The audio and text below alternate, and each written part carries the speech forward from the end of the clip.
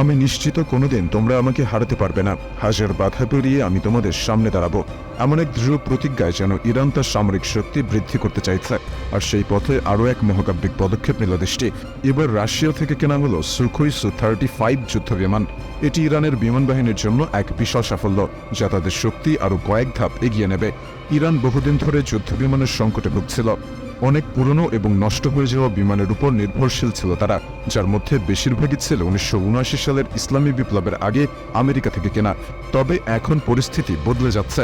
Iran তার আকাশপথকে আরও শক্তিশালী করতে চাইছে এবং এজন্য রাশিয়ার সুপার যুদ্ধ বিমান সুখোই 35 তার হাতের মুঠোয়। কিন্তু এই সিদ্ধান্ত নেওয়ার পর বিশ্বের অনেক জায়গায় উত্তেজনা বেড়ে গিয়েছে, বিশেষত ইসরায়েল, যার সাথে ইরানের দীর্ঘদিনের শত্রুতা। ইরান এবং রাশিয়ার মধ্যে কৌশলগত অংশীদারিত্ব একটি বড় ব্যাপার।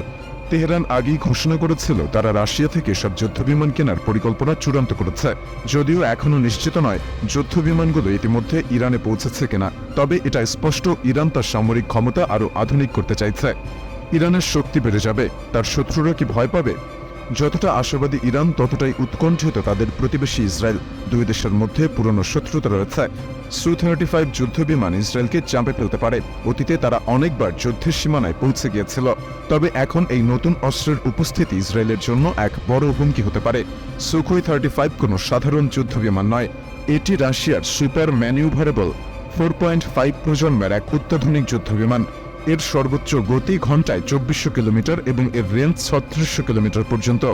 এর দুটি Saturn AL4-5-S after burning turbofan engine রয়েছে, যা একে শত্রু দেশের আকাশে ভয়ঙ্কর শক্তিতে পরিণত করে।